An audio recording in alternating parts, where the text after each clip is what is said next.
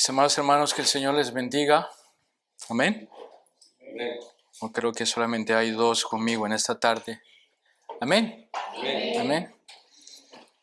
No sé si para ustedes el alabar al Señor y adorar al Señor es algo importante en sus vidas, pero para mí lo es. Y tener estos tiempos de alabanza y adoración al Señor donde podemos cantar con todo nuestro corazón, con total libertad, es de mucha bendición. Y son tiempos que deberíamos aprovecharlo a lo máximo. Son tiempos que la iglesia debe disfrutar, estar en la presencia de Dios y alabar a su Creador, alabar a su Señor.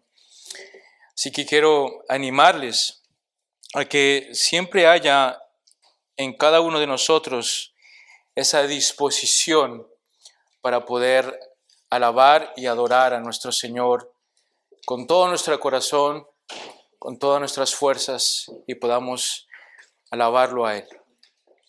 Les invito, hermanos, a que puedan abrir sus Biblias en la carta a los Filipenses, capítulo 1, carta a los Filipenses.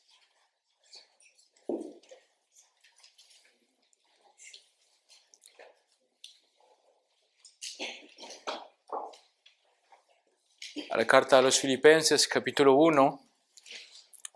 Y a los niños un poco más grandecitos que están aquí, les pido que tal vez puedan sentarse atrás si quieren dibujar o hablar muy suavemente, por favor, para poder mantener el orden. Así que siéntense atrás tranquilamente, escuchen el sermón sobre todo y por favor guardemos silencio. Filipenses capítulo 1, verso 12, y nos ponemos de pie para la lectura. Filipenses capítulo 1, verso 12 en adelante. La palabra del Señor dice de esta manera: y quiero que sepáis, hermanos, que las circunstancias en que me he visto han redundado en el mayor progreso del Evangelio. De tal manera que mis prisiones por la causa de Cristo se han hecho notorias en toda la guardia pretoriana y a todos los demás. Versículo 14. Y que la mayoría de los hermanos, confiando en el Señor por causa de mis prisiones, tienen mucho más valor para hablar la palabra de Dios sin temor. Oremos juntos para darle gracias al Señor por su palabra. Padre del cielo, Señor y Dios, nos dirigimos ante tu presencia, siendo conscientes, Padre amado, de que hemos sido elegidos por ti, aún siendo pecadores, aún, Señor, habiéndote dado la espalda, aún, Señor, no aceptando muchas veces tu evangelio, hasta que tu palabra penetró lo más profundo de nuestro corazón y de todo nuestro ser. Nuestros ojos se abrieron, nuestro entendimiento también, y pudimos ver la luz del evangelio, ver a Cristo realmente tal como tú nos lo revelas en tu palabra. Y Señor, de esta misma manera queremos verte a ti a través de la predicación de tu palabra. Señor, queremos que tú hables a los corazones de cada uno de nosotros. Padre, el deseo de mi corazón es que en esta tarde tú nos reveles a Cristo y los tesoros que tú tienes en tu palabra para con cada uno de nosotros. Señor, un solo sermón y muchos oidores, pero ese sermón es recibido en cada vida, en cada corazón, de una manera diferente. Y eso solamente lo puedes hacer tú. Eso solamente lo haces tú por medio de tu Espíritu Santo. Eso no lo hace ningún hombre. Ninguna persona que se para detrás de un púlpito tiene el poder o la capacidad de llegar al corazón de alguna persona. Solo tú tienes el poder y toda autoridad para llegar a nuestros corazones y para transformar nuestras vidas. Señor, yo oro para que en estos momentos tú hables a cada uno de nuestros corazones. Yo oro para que tu palabra sea viva y eficaz en cada uno de nosotros. Y te ruego, apresura los pasos de aquellos que tal vez están en camino, Señor. Señor, que tu palabra dé fruto en tu iglesia. Y te ruego que me ayudes, que me des sabiduría, dame entendimiento. Dame, Señor, claridad para transmitir tu mensaje a tus hijos. Señor, siempre oro y te digo esto, yo no soy especial, yo soy un hombre pecador igual que mis hermanos. Y necesito de tu gracia, necesito de tu favor, necesito que tu Espíritu Santo sea el que hable y no yo. Te lo ruego en el nombre de Jesús. Amén y amén. Pueden tomar su lugar, hermanos. No sé si tienen calor o están bien. Si tienen un poquito de calor, yo creo que se ha provocado un cambio de un shock térmico por la lluvia y el calor. Eso se llama bochorno. Si desean, podemos abrir un poquito atrás. Si tal vez algún hermano bondadoso pueda abrir un poquito allí para que haya un poco de aire. Y dentro de un momento, cuando ya estemos bien, podamos cerrar. Y así podamos todos respirar un poquito. ¿Están listos? ¿No se van a dormir? El que se duerme le echamos agua. El título de este sermón, hermanos, es Gozo en la tribulación. Gozo en la tribulación. Para aquellos que anotan. Y aquellos que no anotan, aprendan a anotar. Porque es bueno. El día de mañana les preguntarán sobre la carta a los filipenses. Sí, yo me acuerdo que en la iglesia predicaron, pero yo nunca anoté nada.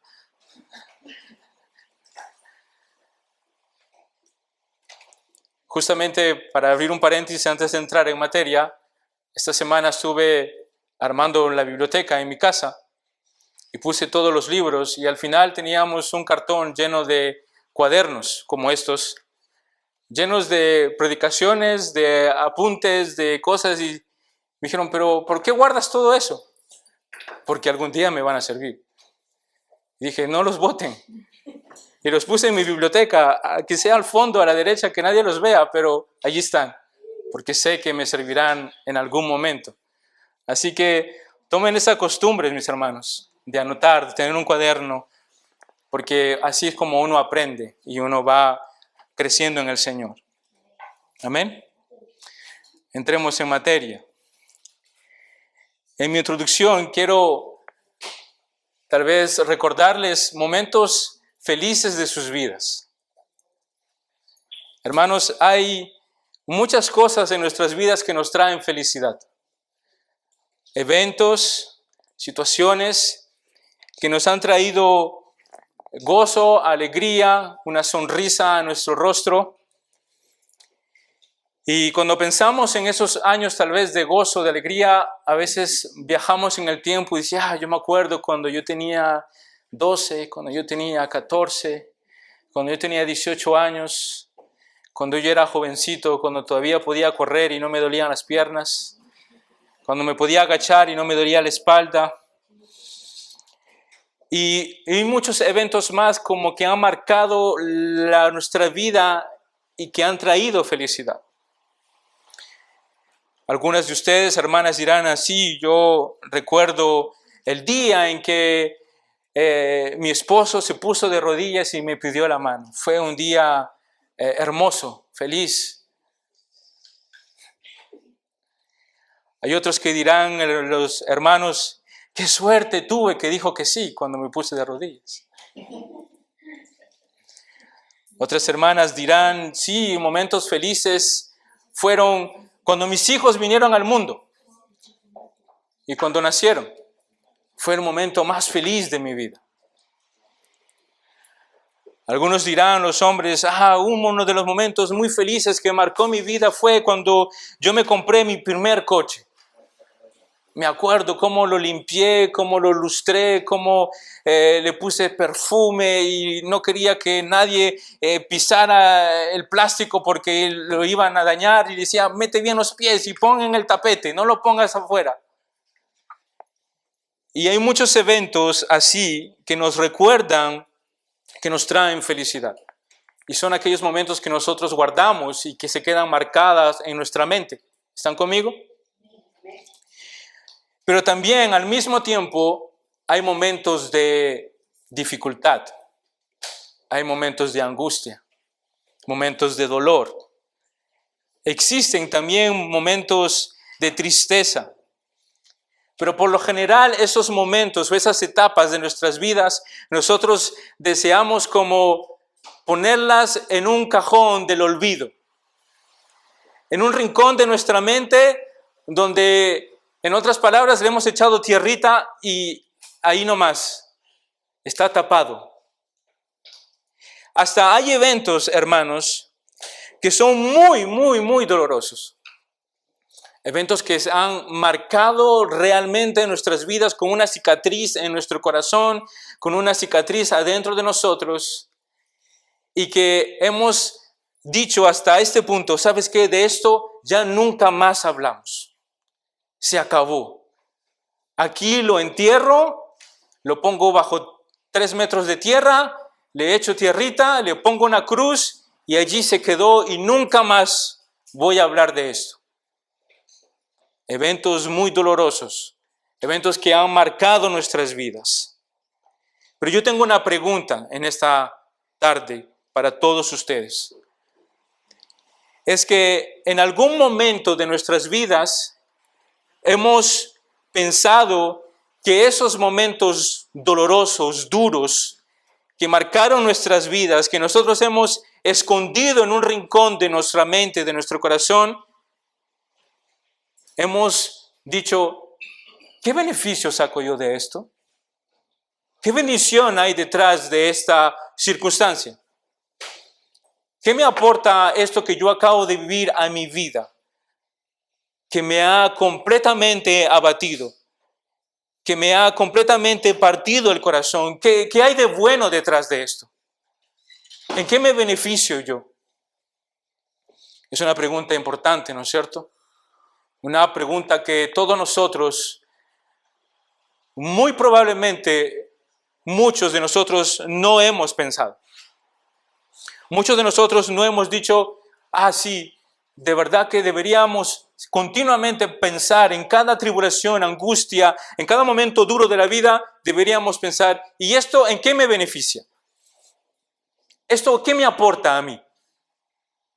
¿Qué hay de bueno de toda esta catástrofe que me ha pasado? Quiero darles una imagen antes de continuar.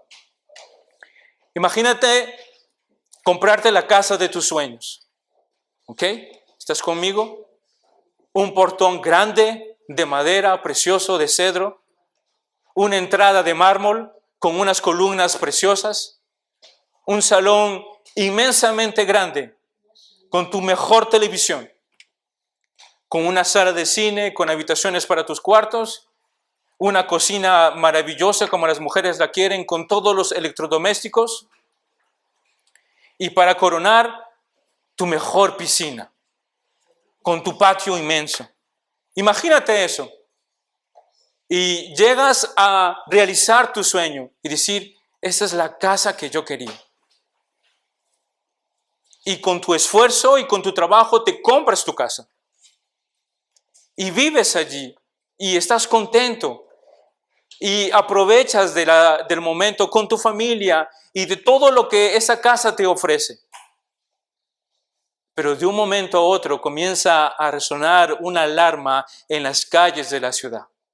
Una sirena comienza a sonar cada vez más fuerte.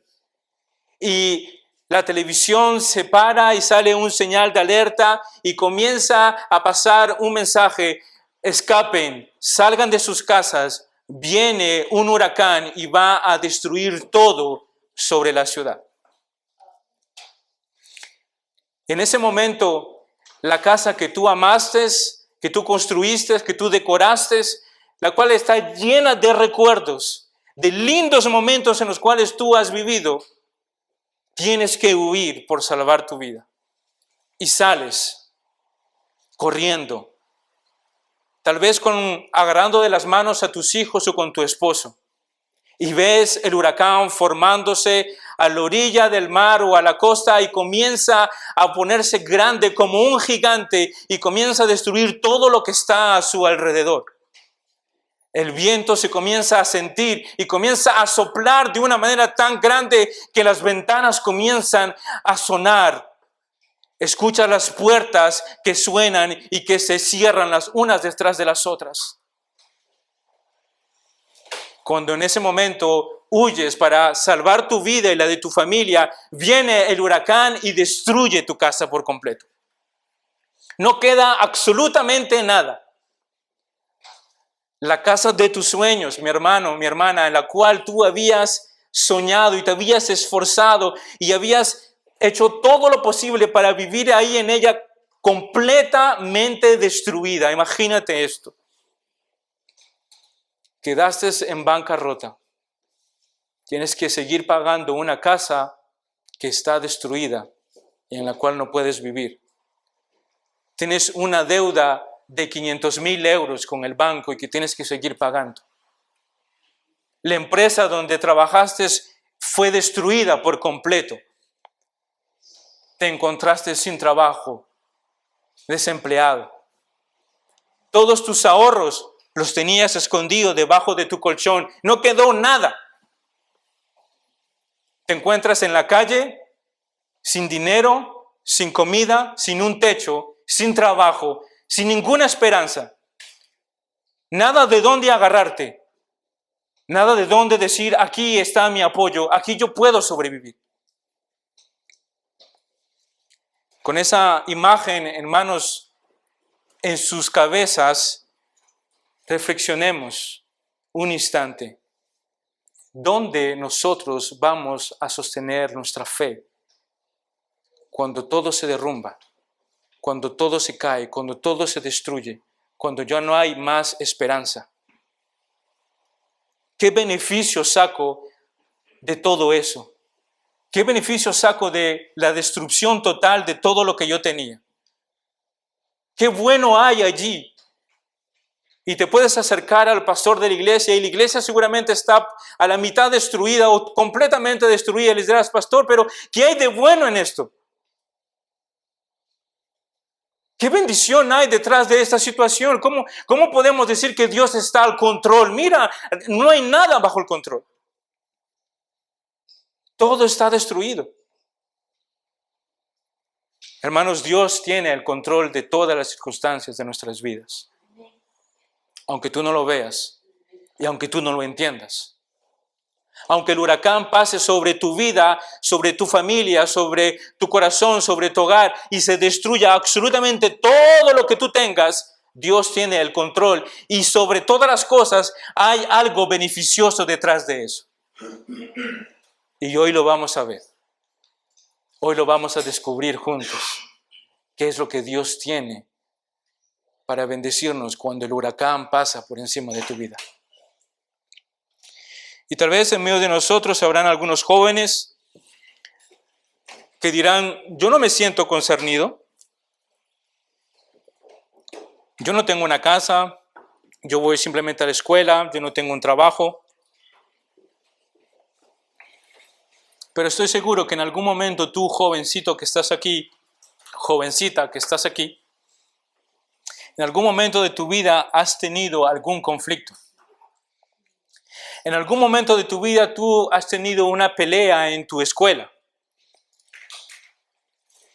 Para los que estudian acá, tal vez te peleaste con Mamadou, o tal vez te peleaste con Aisha, o con Nicolás, o con Justine, o con Kevin, con el que quieras.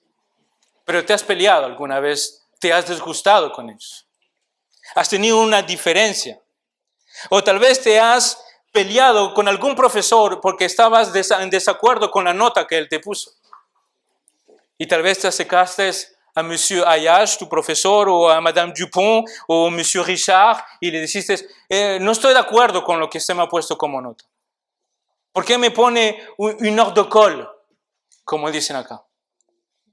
¿Por qué? ¿Por qué me tengo que quedar una hora extra en el colegio? Yo no he hecho nada, yo me he portado bien. No fui yo, fue el otro el que se portó mal. Has tenido un conflicto, has tenido un intercambio con otra persona. Eso ha causado tristeza, dolor, preocupación en tu vida. Eso te ha desanimado y tú te preguntas, y yo más bien, discúlpame, yo te pregunto a ti, ¿qué hay de bueno detrás de eso? ¿Cuál es el beneficio que sacas de la pelea, de la discusión, del intercambio difícil que tuviste con tu profesor, de las peleas que tuviste en la escuela? ¿Qué beneficio sacas tú de eso? Hoy, la palabra de Dios nos habla a todos. Seas hombre, mujer, seas joven o jovencita, no importa la edad, no importa de dónde vengamos, Dios nos habla de una manera directa a cada uno de nosotros. Con esta pregunta que quiero dejarles a ustedes en mente, hermanos, ¿qué beneficio saco yo de los momentos difíciles en mi vida, por completa desilusión? ¿Qué beneficio saco? Guárdenlo, por favor, en mente hasta el final del sermón. Vamos a entrar en mi primer punto. Lo titulé de esta manera: lo inesperado sucedió. Lo inesperado sucedió. Versículos 12 y 13. Y quiero que sepáis, hermanos, que las circunstancias en que me he visto han redundado en el mayor progreso del Evangelio. De tal manera que mis prisiones por la causa de Cristo se han hecho notorias en toda la guardia pretoriana y a todos los demás. Antes de entrar, hermanos, en mi primer punto, quiero recordarles lo que hemos visto el domingo pasado, lo que el pastor Carlos nos hablaba de la comunidad de la iglesia. Recordarles, hermanos, que en una simple frase o una frase un poco larga, la voy a resumir de esta manera. La iglesia de Filipo tenía un sentimiento de comunidad con Pablo y con todos aquellos que sufrían por la causa de Cristo. Y nosotros como iglesia debemos ser intencionales y seguir el ejemplo de la iglesia de Filipo, de tal manera que podamos compadecernos con aquellos que sufren por la causa de Cristo, trayendo alabanza y gloria a Dios con nuestras vidas. Y tendría que resumir para aquellos que no estuvieron, lo resumiría de esta manera. Entonces vimos que hay una comunidad, hay la intención de una comunidad dentro de la iglesia. Y vemos que la iglesia de Filipo es intencional en ayudar a Pablo. Ellos no se esconden, ellos no se niegan frente a la necesidad del apóstol, frente a la necesidad de aquel que había plantado esa iglesia 10 años atrás cuando ellos recibieron esa carta. Ellos, al contrario, hacen frente. Y recuerden las palabras del pastor Carlos el domingo pasado. Él decía que aquellos en aquel momento que podían enfrentarse frente a un imperio, frente a los judaizantes, frente al Sanedrín y decir, nosotros somos cristianos y apoyamos a Pablo, y apoyamos a Pedro, y apoyamos a Timoteo, y apoyamos a Juan, hermanos, ponían en riesgo sus vidas. A tal punto que podían perder por completo sus vidas, su familia, porque ellos afirmaban su fe. Por eso, abro un paréntesis, por eso que aquellos hermanos, en ese tiempo, cuando se bautizaban y cuando los apóstoles bautizaban a las personas, muchas veces yo he encontrado personas que me dicen, pero en el Nuevo Testamento los apóstoles venían y bautizaban inmediatamente a las personas. ¿Por qué aquí no? Aquí está la respuesta. Porque esas personas entendían claramente a cabalidad y a profundidad, hermanos, de que en aquel momento en que ellos confesaban con su boca, decir que ellos eran cristianos y que pasaban por las aguas del bautismo y se bautizaban en el nombre del Padre, del Hijo y del Espíritu Santo, tenían una relación, una conexión directa con Cristo y le estaban diciendo al imperio y a los judaizantes, nosotros pertenecemos a Cristo. Y no importa si me cortas la cabeza, voy a seguir a Cristo. Esa es la gran diferencia. Esos hombres y esas mujeres tenían una convicción anclada y tan fuerte, hermanos, que hoy la gente dice, yo me quiero bautizar. Sí, hermano, vamos a hacer un estudio y vamos a mirar tu vida y vamos a escudriñar tu corazón. ¿Por qué? ¿Porque somos malos? ¿Porque no queremos que te bautices? No, porque justamente queremos que tu bautismo sea genuino, verdadero y delante de Dios, con un compromiso eterno para Él y que tú vivas para Cristo. Amén. Ese es el propósito. Amén. Ese es el propósito. Y si tú lo entiendes, gloria a Dios. Bienvenido seas, mi hermano, mi hermana. Pasa por las aguas del bautismo y te vamos a meter bien al fondo y te vamos a sacar después. Cierro el paréntesis. Recordando entonces, hermanos, el compromiso que tenía la iglesia de Filipo con Pablo y con los cristianos que eran perseguidos por la causa de Cristo, aquellos hombres y mujeres realmente tenían una convicción profunda de que lo que ellos estaban haciendo. Sabían que ponían en riesgo sus vidas. Sabían que podían morir por la causa de Cristo.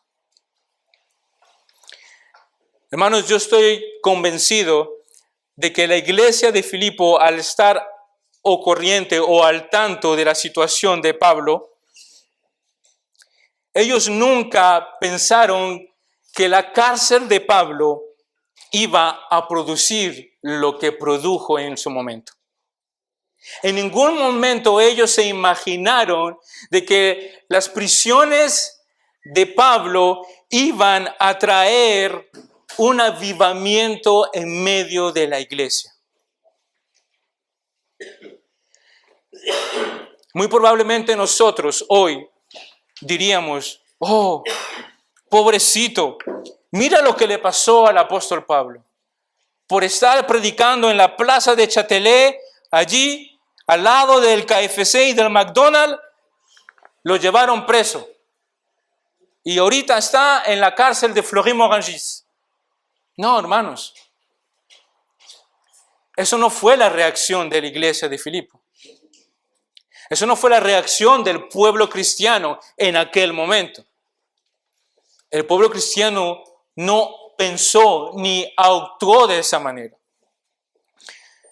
El pueblo se dio cuenta que fue allí, en ese momento, en ese instante, donde ellos tenían que tomar aún más fuerzas.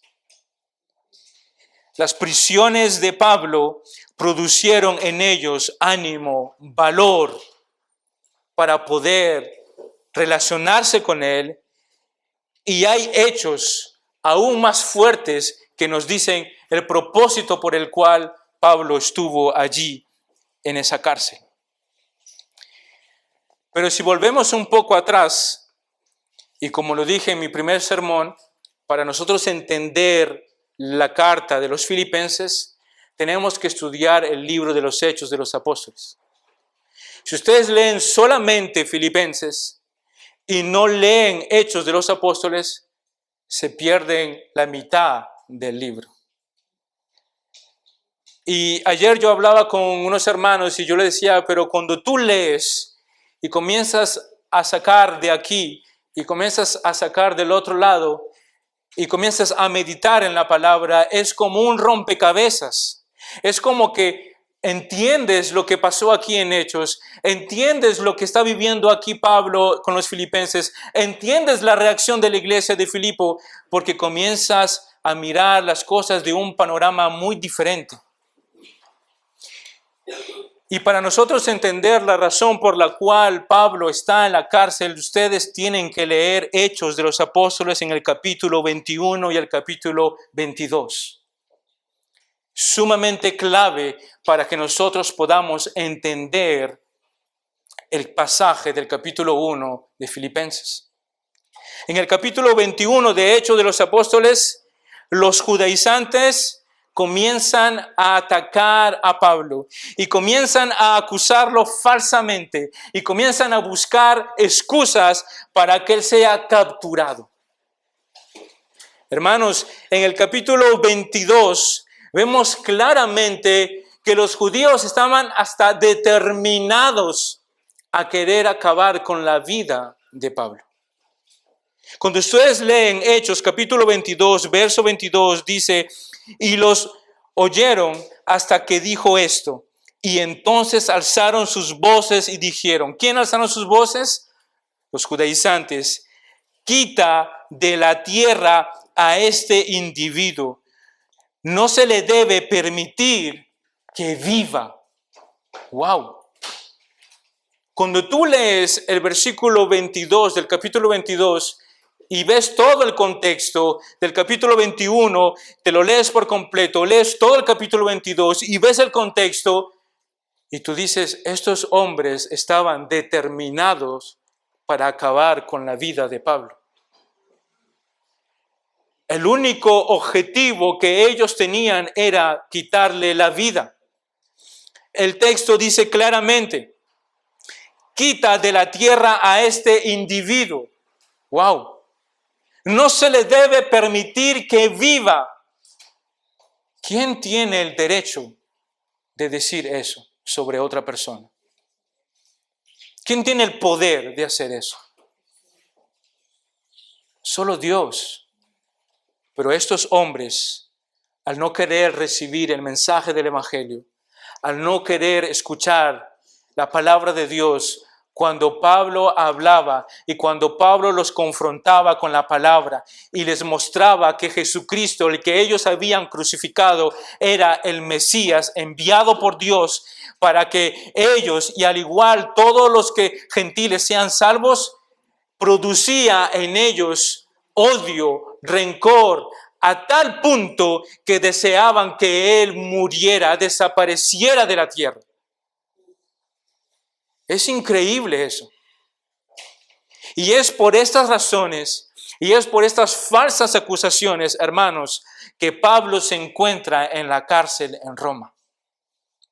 Es por esta razón que Pablo se encuentra entonces en esa cárcel y él les dice, quiero que sepan, hermanos, que todas las cosas que me han sucedido han redundado más bien por el progreso del Evangelio. ¿Recuerdan la pregunta que les hice al inicio de este sermón? Hermanos, Pablo lo están buscando y le desean la muerte y desean que desaparezca de esta tierra. En otras palabras, él perdió todo. Él no tiene casa, él no tiene familia, él está completamente desamparado y él va a decir en su carta a los Corintios que todos los han abandonado y que él está completamente solo. Hermanos, si no pasó una catástrofe allí en la vida de Pablo, si el huracán no pasó y no destruyó todo sobre su pasado, sobre su vida, pasando sobre él, entonces, ¿qué fue lo que pasó? Pero él está diciendo en esta carta conocida como la Carta del Gozo, y le dice a los filipenses que miren, hermanos, que todo lo que me ha sucedido, todo lo que yo he vivido, el maltrato, la humillación, los latigazos que he recibido, el hecho de haber pasado por naufragios, el hecho de haber sido calumniado, el hecho de haber sido blasfemado y todo lo que él pasó, miren, todo esto, hermanos, ha servido para un mayor progreso del Evangelio. Y tú dices, pero Pablo, yo no entiendo. Pablo, yo no entiendo. ¿Cómo es eso que tu dolor, tu tristeza, tu aflicción, tus tribulaciones han traído un progreso para el Evangelio? Yo no sé, hermanos, si tú en algún momento de tu vida, cuando te has sentido angustiado,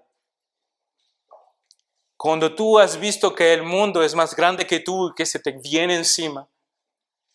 Yo sé que todos hemos pasado por momentos donde los problemas vienen el uno detrás del otro. ¿Les ha pasado eso? ¿Sí? ¿Les ha pasado? A mí me ha pasado, hermanos. Donde tú dices, ¿pero qué me pasa? Pero no salgo de uno y viene otro. Y salgo de este y viene uno más grande. Y salgo de este problema y viene otro más grande todavía. Y tú miras a los cielos y tú dices, pero Señor, ¿cuándo? Ya, ça suffit, como dicen los franceses. Basta. Hay momentos así en las vidas. Y con esos momentos han pasado en mi vida, seguramente ustedes no, ustedes son diferentes que yo, pero en mi vida, yo nunca me he preguntado y le he dicho, Señor, esto que yo estoy pasando, esto por lo cual yo estoy sufriendo, ¿sirve para el avance de tu evangelio? Esto que yo estoy viviendo, esta preocupación, este dolor, esta tribulación, este problema, ¿esto sirve para el avance de tu evangelio? Yo estoy seguro que sí, ustedes sí se han hecho la pregunta. Yo no, ustedes sí. Pero hoy yo me hago la pregunta y yo le digo, Señor, ¿cómo puede ser que mis tribulaciones, mis problemas, mi angustia, mi aflicción, verme desesperado, verme que me estoy ahogando, verme que ya no puedo más, verme que quiero tirar la toalla, ver, Señor, que ya no soporto más esto, quiero irme de esta tierra, quiero estar contigo? Y yo dentro de mí tengo que hablarle a mi corazón y decirle, esto ayuda al avance del evangelio. ¿Cómo? ¿Cómo es eso? Esa es la pregunta que yo le he hecho al Señor durante todo este tiempo, preparando este sermón. ¿Cómo eso sirve para el avance de tu reino, de tu evangelio, mis problemas, mis aflicciones? ¿Cómo? Hermanos, cuando meditas en la palabra de Dios, y te invito a que lo hagas, y cuando tú lees ese pasaje y tú dices que Pablo le está hablando a la iglesia con un gozo, con alegría, y le está diciendo, hermanos, miren todo lo que me ha sucedido a mí. Todo eso está redundando para el progreso del evangelio. Y tal vez ustedes me pueden responder y decir, hermano, es que era Pablo. Nosotros no somos Pablo. Es que él era apóstol. Es que él llevaba el evangelio, él plantaba iglesias. Él ponía ancianos. Nosotros somos simples miembros de una iglesia. Hermanos, el secreto de que nuestras aflicciones, de nuestras tribulaciones traen un progreso al evangelio, es porque ese es el medio el que Dios utiliza para santificarte. Ese es el medio que Dios utiliza para cambiar tu corazón. Y cuando tú cambias, cuando tú te santificas, entonces tú santificas su iglesia. Cuando tú te transformas, cuando tú abandonas tu pecado, cuando tú dejas de lado todo lo que no te sirve y comienzas a vivir para Cristo, como lo vamos a ver más adelante en estos textos, entonces tú entiendes y tú dices, entonces mis tribulaciones, mis angustias, mis problemas sí sirven para el avance del Evangelio, porque es por medio de ellos que Dios moldea mi corazón, que Dios cambia mi vida, que Dios transforma mi situación, para que yo sea más apegado a Él, para que yo sea más como Cristo, y para que de esa manera, cuando yo esté en comunidad, como lo vimos el domingo pasado, entonces yo pueda ser más intencional, yo pueda reflejar más a Cristo, yo pueda santificar más a su iglesia, y yo pueda vivir más como Él. Aleluya. Es la manera como Dios entonces utiliza tus aflicciones, tus tribulaciones y las mías para el progreso del Evangelio aquí en esta ciudad de París. ¿Y sabes por qué, mi hermano, mi hermana? Porque Dios quiere una iglesia santa. Dios quiere una iglesia pura y sin manchas. Dios no nos quiere, hermanos, tibios, porque nos vomitará de su boca, dice Apocalipsis. Dios quiere una iglesia preparada, lista, sin manchas y sin arrugas sobre sus vestiduras. Una iglesia comprometida, intencional, una iglesia que vive en comunidad, una iglesia que se entrega por los demás.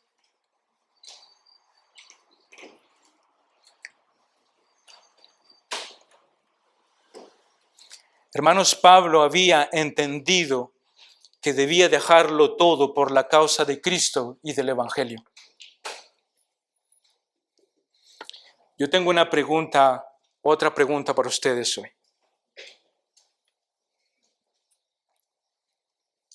Es la siguiente. Si tú continuamente estás midiendo y comparando tus sufrimientos con las bendiciones que Dios te da, déjame decirte, con todo mi amor y con todo respeto, no has entendido el Evangelio. No has entendido el Evangelio. Escucha bien lo que estoy diciendo. No has entendido el Evangelio.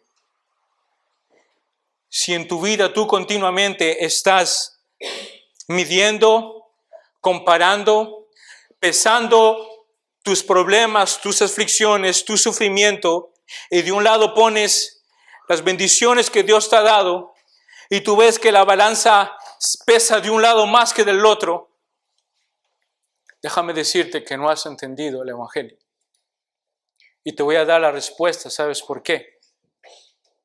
Porque hay uno que no recibió ningún apoyo. Hay uno que lo abandonaron todos por completo. Hay uno que murió en una cruz clavado. Hay uno que derramó su sangre en esa cruz.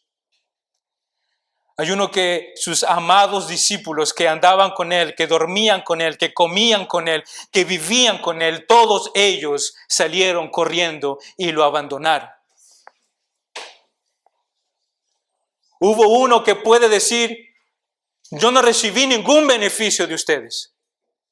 Yo no recibí ninguna bendición de parte de ustedes. Hasta el último momento, Pedro, me rechazaste. Hasta el último momento, Tomás, no creíste que había resucitado. Tenías que yo parecerme delante de ti. Tenías que poner tu mano en mi llaga para recién creer que yo había resucitado. Hermanos, él no recibió ningún beneficio, ningún aplauso. Pero él sí se entregó por completo en la cruz del Calvario. ¿Sabes qué significa eso? No esperes bendiciones, espera tribulaciones. Así como Cristo se entregó en la cruz del Calvario por nosotros, y Pablo dice, ser imitadores de mí como yo soy imitador de Cristo. En otras palabras está diciendo, miren cómo Cristo vivió y miren cómo Él se entregó por completo por su iglesia, muriendo en una cruz. De la misma manera nosotros tenemos que vivir entregándonos a Él por completo. Pero pastor, es que yo trabajo. Pastor, yo tengo hijos. Pastor, yo tengo esposo. Pastor, es que yo tengo que llevar a mis hijos a la actividad, al fútbol, al karate, al tenis, al violín, a la guitarra. Pastor, es que estoy muy cansado, hace frío. Hermanos, si hay una generación, y lo vuelvo a repetir, lo he dicho muchas veces, que no tienen excusa aquí en la tierra, somos nosotros. Transporte hay, coche hay, Uber hay. Y si llueve, les doy un anuncio. No son de azúcar, no se van a derretir, solo se van a mojar. Así que pueden venir si llueve. Hermanos, no tendremos excusa delante de Dios, porque somos una generación muy beneficiada en todos los aspectos. Y cuando estemos delante de Dios, ¿qué le vamos a decir? Es que yo trabajé de lunes a sábado, Señor, y mira, estaba tan cansado, ese domingo no quise ir. Imagínate que los roles se intervienen, se cambian. Y el Señor dice, ¿sabes qué? Hoy no me voy a ocupar de la ciudad de París. Que ellos se desarreglen como ellos vean. Y Dios le da el total control y el dominio a Satanás. Solo de esta ciudad y de nosotros. Y nosotros gritando y llorando y en pánico y levantando los ojos y de rodillas y como los baales cortándonos las venas para que el Señor responda. Y el Señor dice, no, porque hoy yo quiero descansar, estoy ocupado, estoy cansado, todos los días me ocupo de ustedes.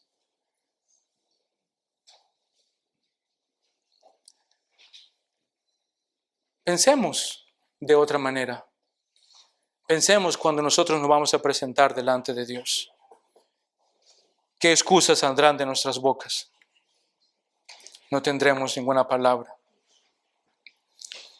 Pablo entonces había entendido, hermanos, que tenía que vivir para Cristo y sus tribulaciones, hermanos, eran un beneficio para el cuerpo de Cristo.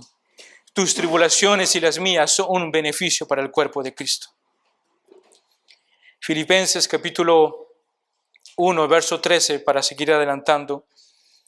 El verso 13 dice, de tal manera que mis prisiones por la causa de Cristo han hecho notorias en toda la guardia pretoriana y a todos los demás.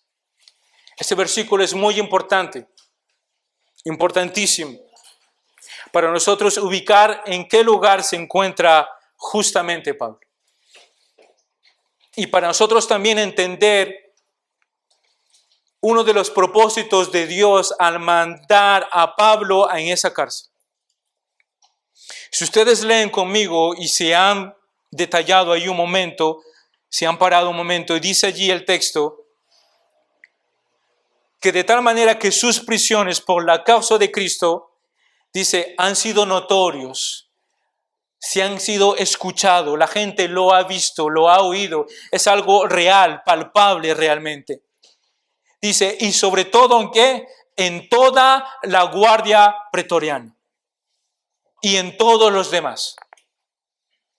La guardia pretoriana, hermanos, para que ustedes sepan, para darles un poquito de contexto, era un grupo élite de soldados. Exactamente eran 9,000 soldados especialmente entrenados y preparados para proteger y cuidar al emperador. Para los hermanos aquí que les gustan las películas de acción, como yo, que les gusta Rambo, que les gusta todo eso, pues estos hombres eran los Rambos de esa época. Si ustedes han visto esas películas de Comando o de Navy SEAL, como dicen los americanos, que van a salvar a los presidentes, que son hombres que son capaces de matar un ejército ellos solos con un cuchillo, esos son. 9,000 hombres preparados especialmente y entrenados para proteger al emperador. Eso significa que esos hombres no estaban en otro lugar, sino al lado del emperador, protegiendo al emperador. Eso nos da una ubicación.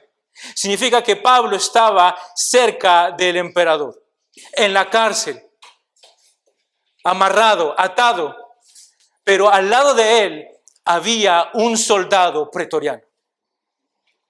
Miren a qué punto había sido el impacto de Pablo, que no le pusieron cualquier guardia, no le pusieron un soldadito por allí, a uno que recién acababa de entrar a la escuela militar y dijo, mira, ¿sabes qué? Entrénate ahí tú, ponte al lado de él y cuídalo. No, no. No pusieron a un soldado de primera clase, pusieron a un soldado entrenado, pusieron a uno de los soldados más fuertes y terribles del imperio. Frente a ese hombre, ningún otro hombre podía, al menos de que sea sumamente fuerte. Hombres preparados, y al lado de él hay un soldado pretoriano, un hombre fuerte de autoridad. Pero el texto nos dice, hermanos, que Pablo había hecho conocer su causa en medio de esos soldados. Ahora, como yo ya lo he dicho en algunas veces, síganme en mi locura. Imagínense esto conmigo.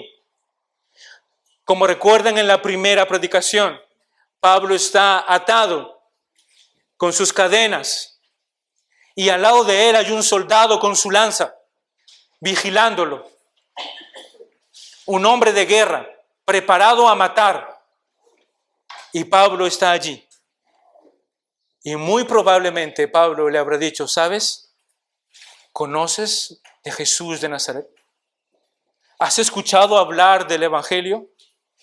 ¿Sabes la razón por la cual yo estoy aquí? Y aquel soldado, parado con su lanza, muchas veces le ha tenido que decir, cállate o te pego. No quiero saber, cállate. Y Pablo siguiéndole predicando del Evangelio, sabes, eres un pecador. La condenación de la ira de Dios está sobre ti. Y únicamente tendrás salvación por medio de Cristo, porque Él murió por tus pecados. Y el soldado ahí al lado, cállate, que te voy a pegar. Y Pablo nuevamente predicando, ven en arrepentimiento. Él es justo y fiel para perdonar todos tus pecados. Aunque hayas asesinado a muchos hombres y mujeres y niños, Él te puede perdonar y salvar la vida. Cállate, Pablo, cállate. Y allí Pablo predicándole a la guardia pretoriana, continuamente, a todos los soldados. Y venía otro y le decía, ¿conoces de Jesús? ¿Quién es? Y seguía predicando. De tal modo que hoy nosotros, hermanos, al leer este texto, tenemos la revelación aquí, que dice que se hizo notorio. Todos escucharon, toda la guardia pretoriana, todos los 9,000 soldados escucharon el evangelio por la boca de Pablo. ¡Wow! No solamente los soldados, sino dice todos los demás, todos aquellos que vivían, que se habían cruzado con él, que en algún momento habían entrado a su celda, tal vez a traerle un poco de agua, tal vez a traerle un pedazo de pan que ya estaba racio, que ya estaba viejo.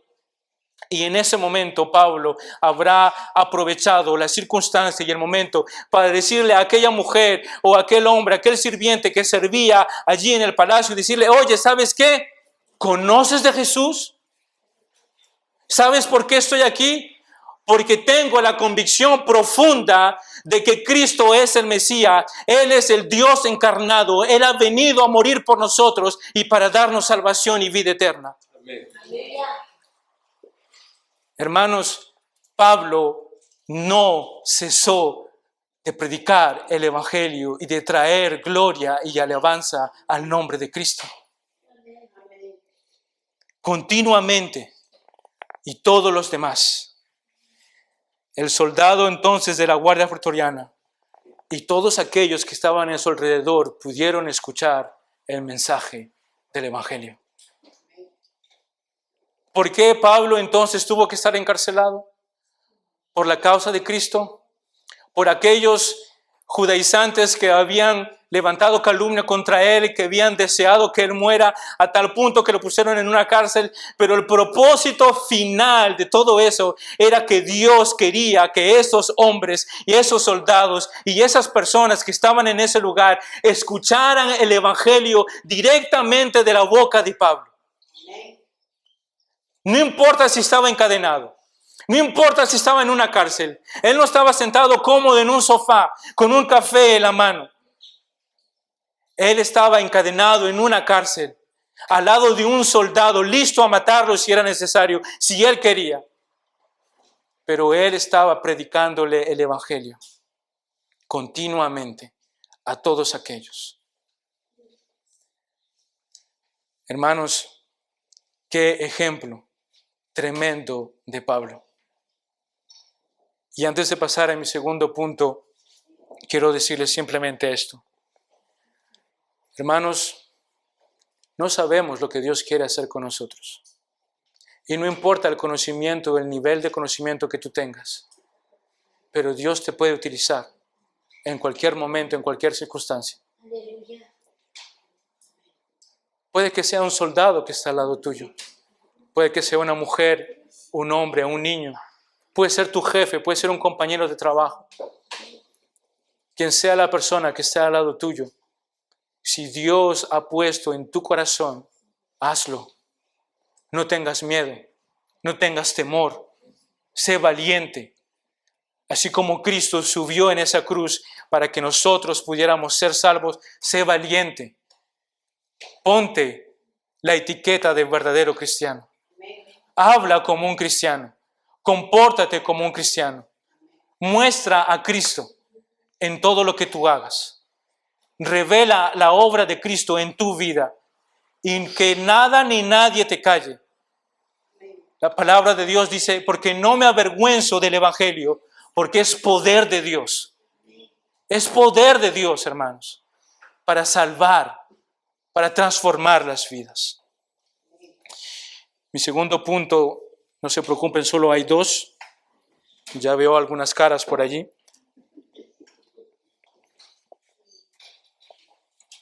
Mi segundo punto es el siguiente. La fe de la iglesia se despierta por causa de las prisiones. La fe de la iglesia se despierta por causa de las prisiones. Filipenses capítulo 1, verso 14, dice de esta manera: y que la mayoría de los hermanos, confiando en el Señor, por causa de mis prisiones, tienen mucho más valor. ¿Para qué? Para hablar la palabra de Dios sin temor. Sin temor. Hermanos, si nosotros hacemos una línea corrida de la historia, siempre las aflicciones, las pruebas, las dificultades, sea para la iglesia primitiva, sea para toda la iglesia en general, o sea de una manera personal, siempre ha traído avivamiento. Dios siempre ha utilizado las prisiones, la tribulación, la angustia, sea en tu vida, sea en la iglesia, sea en el cuerpo de Cristo, para despertar a su pueblo. Las prisiones de Pablo despertaron el corazón de la iglesia de Filipo. El saber que Pablo estaba en la cárcel, no porque él había hecho algo indebido, no porque él era un malhechor, sino porque él estaba allí por la causa de Cristo, despertó, hermanos, en los corazones de la iglesia un avivamiento, un valor, un coraje para poder predicar el evangelio sin temor. Nuestra fe crece en medio de las dificultades. Nuestra fe crece en medio de las tribulaciones.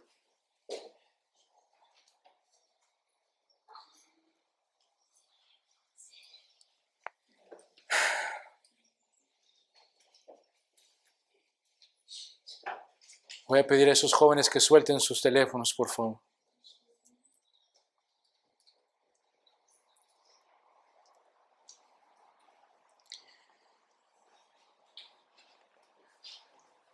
Tu fe y la mía no crecerá cuando tú vengas confortablemente a sentarte aquí. Tu fe y la mía, hermanos, no crecerá en tu vida monótona y confortable con la como tú te encuentras. Tú quieres ser un verdadero cristiano. Tú quieres ver la gloria de Dios. Tú quieres que Dios utilice tu vida. Como dije al inicio, no compares tus tribulaciones con tus bendiciones, porque es en las tribulaciones, es en la prueba, es en la dificultad donde Dios se glorifica y donde Dios trabaja en tu vida. Es allí donde Dios moldea tu corazón y el mío, y es allí donde tu fe y la mía crece. Hermanos, es en esos momentos de dificultad, cuando tu hogar se está destruyendo, cuando ya no hay comunicación entre el esposo y la esposa, cuando tus hijos los ves que se están sufriendo por causa de eso, es en esos momentos donde tú tienes que doblar tus rodillas, hombre y mujer, y tener que buscar de Dios con todas tus fuerzas. Y es allí donde tu fe va a crecer. Mi hermano, cuando tú estás sin empleo, cuando tú estás en dificultades, cuando no te alcanza lo que tienes para alimentar a tu familia, lo único que tú puedes hacer es ponerte de rodillas y confiar en Dios y hacer crecer tu fe para que Dios te bendiga.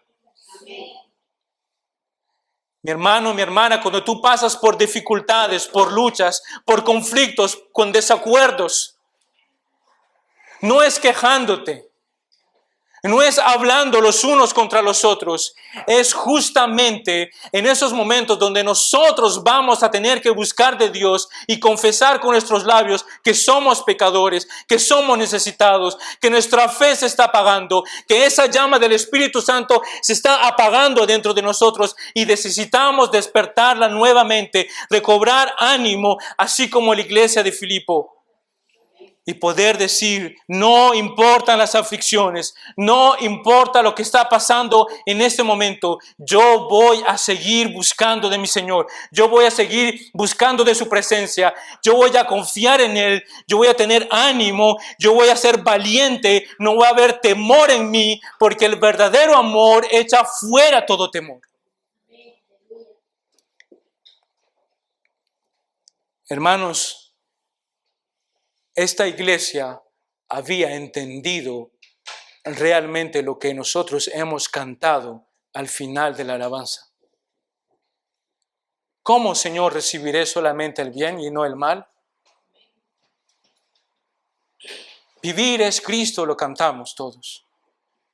Y a coro y a pulmón. Ahora pues, hermanos. Mañana, cuando salgas aquí a tu casa, cuando estés frente a tus conflictos, a tus debilidades, a tus tribulaciones, pon en práctica, vivir es Cristo. Pon en práctica en tu vida, en tu corazón, voy a morir para que Cristo viva. Pon en práctica lo que estás recibiendo aquí, domingo tras domingo, a través de cada predicación. Gozo en medio de las tribulaciones. Gozo en medio de las pruebas. Gozo en los momentos difíciles de nuestras vidas. Ten gozo, mi hermano, cuando veas que no hay solución. Ten gozo y espera en Cristo como aquella iglesia de Filipenses. Ten gozo, hermanos, cuando todo se va a destruir. Espera en Él. Recobramos ánimos y valor para hablar de nuestro Señor. Pero una pregunta que yo le hacía al texto y que se las hago a ustedes. El texto dice que por causa de las prisiones, muchos tienen mucho más valor para hablar de Dios sin temor. La pregunta es la siguiente: ¿cómo voy a hablar de Dios si no lo conozco? ¿Cómo voy a hablar de un Dios si para mí mis problemas los soluciono yo? ¿Cómo voy a hablar de ese Dios grande y todopoderoso cuando, hermanos, desconocemos quién es nuestro Dios? Mi pregunta es, ¿cuánto conoces? ¿Cuánto conoces de tu Creador? ¿Cuánto conoces de Dios? Si mañana alguien te pregunta, si mañana tienes la oportunidad de predicar el Evangelio, si mañana se te presenta la ocasión de explicarle a alguien qué es el Evangelio, una simple pregunta, básica y esencial que todo cristiano debería responder, ¿cuál sería tu respuesta? Si mañana te tendrías que presentarle el Evangelio a una persona que nunca ha escuchado de Cristo, ¿cómo le presentarías el Evangelio? ¿Cómo le hablarías? ¿Cuáles serían las palabras que utilizarías? Si alguien te dice, preséntame a tu Dios, ¿cómo es Él? ¿Qué dirías de Él? ¿Conoces sus atributos? ¿Conoces su persona? ¿Sabes cuán profundo y cuán grande es Dios? ¿Sabes que nosotros pasaremos la vida entera, la eternidad entera, y nunca llegaremos a entender y a conocer realmente quién es Dios? ¿Sabes eso? Aún con un cuerpo glorificado, aún con la santidad de Cristo sobre nosotros, y aún así nunca llegaremos a conocer quién es Dios en realidad en su total completidad. En su total completidad, perdón, hermanos. Nunca, nunca. Mi pregunta es legítima, hermanos. ¿Cómo hablas de Dios si no lo conoces? Hermanos, yo me conozco Juan 3:16. Hermanos, yo me conozco el Salmo 23 de memoria. Y sobre todo me conozco Juan 1:1. En el principio era Dios y el Verbo era Dios. Yo te estoy hablando de algo más profundo. Yo quiero, hermanos, en esta noche, ¿saben qué hacer? Producir en ustedes un electroshock. Yo quiero ser ese médico que viene con esas dos manos que las pone sobre tu pecho y que hace pasar un electroshock para que tu corazón vuelva nuevamente a latir.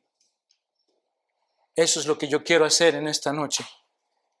Hermanos, tus aflicciones son con un propósito de traer mayor gloria a Cristo. Y debemos vivir para Cristo. Y voy a terminar, hermanos, con este texto de Pedro. Y les pido que por favor abran sus Biblias.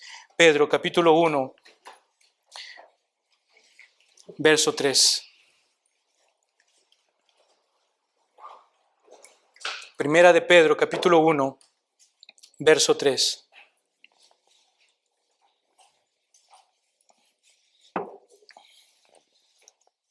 Pedro está al final de la Biblia. Primera de Pedro, capítulo 1, verso 3, dice de esta manera: bendito el Dios y Padre de nuestro Señor Jesucristo, que según su grande misericordia nos hizo renacer. ¿Para qué? Para una esperanza viva. ¿Por la qué? Por la resurrección de Jesucristo de los muertos. ¿Para una qué? Para una herencia incorruptible, incontaminada e inmarcesible. Dice que reservada en los cielos. ¿Para quién? Para todos nosotros, para aquellos que Dios ha escogido para su pueblo. Verso 5.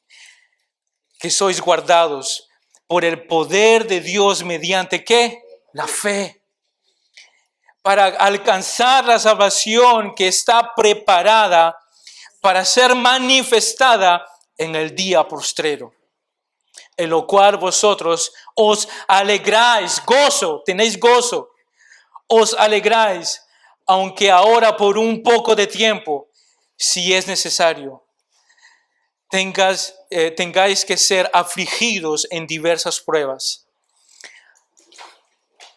para que sometida a prueba vuestra fe, hermanos, mucho más precioso que el oro, el cual, aunque perecedero, se prueba con fuego, hermanos, se halla en la alabanza, gloria y honra cuando sea manifestado Jesucristo. Cuando Cristo venga, nuestras vidas, nuestros corazones serán probados de la misma manera que el oro es probado, pasará por el fuego. Y el fuego quemará toda hojarasca, toda madera, todo altar que nosotros hemos levantado. Y lo único que quedará allí será lo que nosotros hemos edificado en Cristo Jesús y en fe. Y dice el verso 8, a quien más sin haber visto, en quien creyendo, aunque ahora no lo veáis, os alegráis con gozo inefable y glorioso, obteniendo el fin de vuestra fe, que es la salvación de vuestras almas. La salvación de nuestras almas. Ese es el resultado, hermanos, de nosotros vivir para Cristo. Podamos obtener en nuestra fe, que es la salvación de nuestras almas. Oremos. Señor, gracias por tu palabra y por bendecir a tu pueblo. Señor, edifica tu iglesia, bendícela, fortalécela, obra en medio de nosotros. Señor, te ruego en el nombre de Jesús. Padre amado, no nos dejes tal como estamos. Te lo suplico, Señor. No nos dejes tal como estamos. Sana tu iglesia, santifícala, transfórmala, cámbiala, Señor. Obra en nosotros.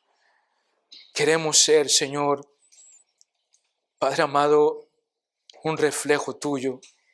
Queremos ser hombres y mujeres que te sirvan, que te aman, que te buscan con todo su corazón. Señor, bendice nuestras vidas. Fortalécenos, Padre, en el nombre de Jesús. Obra en nosotros, oh Dios. A ti la gloria y la honra, Padre. Amén y amén.